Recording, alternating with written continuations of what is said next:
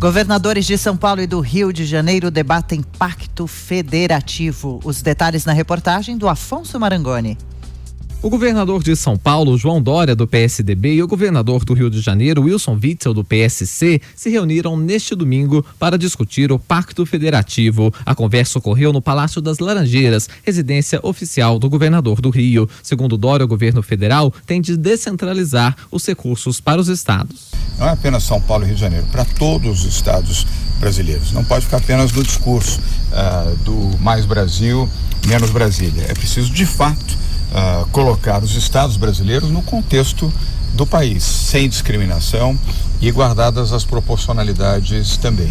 O governador de São Paulo defendeu a reforma tributária, que os estados possam refinanciar dívidas e obter novos empréstimos para obras de infraestrutura. Dória afirmou ainda que os governadores pleiteiam uma reunião com o presidente Jair Bolsonaro. Nós não queremos uma reunião para nos atritarmos com o presidente Bolsonaro. Queremos uma reunião para estabelecermos republicanamente um bom diálogo. Deixamos ele, inclusive, à vontade.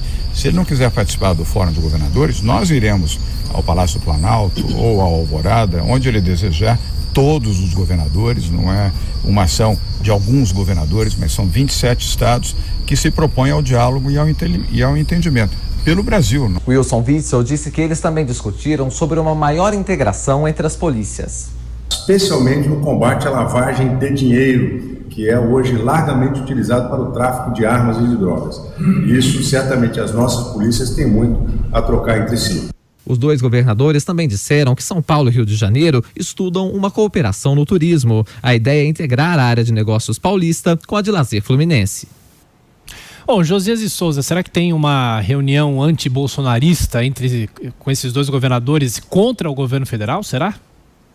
Claramente está havendo uma política de governadores em curso no Brasil. 20 governadores assinaram uma nota com críticas ao presidente, sobretudo a tentativa do presidente de jogar no colo dos governadores o preço alto dos combustíveis e aquela iniciativa do Bolsonaro de atribuir a morte daquele miliciano Adriano da Nóbrega ao governador petista da Bahia.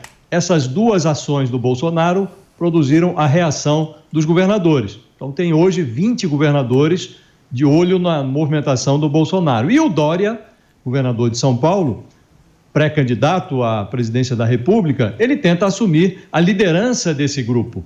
Então, o Dória não entrou ainda, não chegou àquela fase em que os candidatos dizem coisas definitivas, mas ele começou a definir um pouco mais as coisas. Então, está num campo claramente de oposição ao presidente Bolsonaro, tenta se apresentar como líder desses governadores, acho que não conseguiu ainda, e a grande dúvida que fica nesse momento é se esse movimento dos governadores é bom ou ruim para o Bolsonaro. Até aqui, o presidente tem dado de ombros para essa movimentação dos governadores, porque o Bolsonaro tenta se firmar como uma liderança antissistema. Então, se você tem 20 governadores contra você, essa política de se firmar como uma liderança antissistema, ela está funcionando. Se vai dar resultado eleitoral ou não, vamos ver. Em 2018 deu. Agora o Bolsonaro está dobrando a aposta para 2022.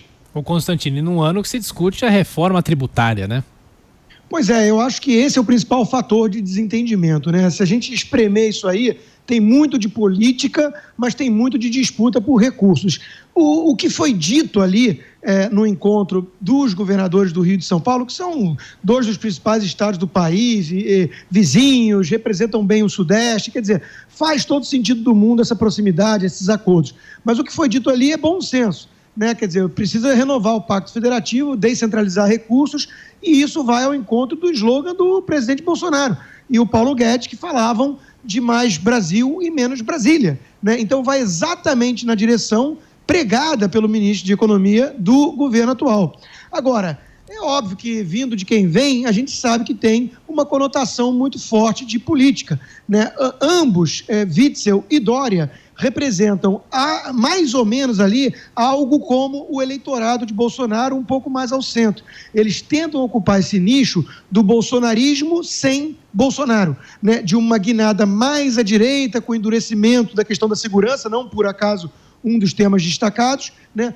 Mas sem os excessos do presidente. Mas, como disse o Josias, né, é difícil convencer tanto assim o público, porque são vistos como parte do establishment, do sistema, enquanto que Bolsonaro, apesar de ter sido deputado federal por quase 30 anos, conseguiu se posicionar bem na imagem perante o público como alguém que vai de frente, bate contra esse sistema. Então, para mim, tem um movimento claro aí, político de olho em 2022. Ô Zé Maria, essa movimentação no Planalto, como é que foi vista, hein? Pois é, são duas disputas, uma política e outra administrativa. Tiago, há dificuldades em todas as gestões. A gestão federal, com suas dores, as estaduais e as municipais. Aposentadorias, salários e falta de arrecadação é que assombram os governantes. E num momento assim, os governadores entenderam que nesta disputa administrativa não podem contar com o presidente Jair Bolsonaro. Não houve ali uma abertura dos cofres para os estados. A equipe econômica, Tiago, lida com as dívidas estaduais com o rigor da lei. É preciso manter o pagamento. Minas Gerais está ficando sem a contribuição mensal, sem o pagamento da dívida, através de liminares até antecipadas.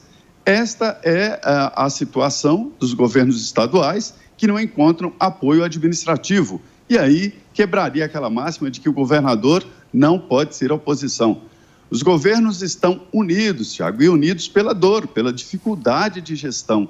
E, além disso, existe aí a disputa evidente pela política em 2022. Em 1900, ali, na política velha, né, na República Velha, houve uma situação diferente da política de governadores, porque o poder central, o federal, dava aos governadores um poder muito grande, né, e eles faziam os coronéis através dos currais eleitorais e devolviam o apoio ao poder central.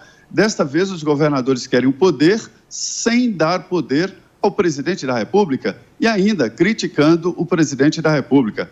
É uma disputa pesada e desta vez os governadores estão, sim, unidos pela dificuldade.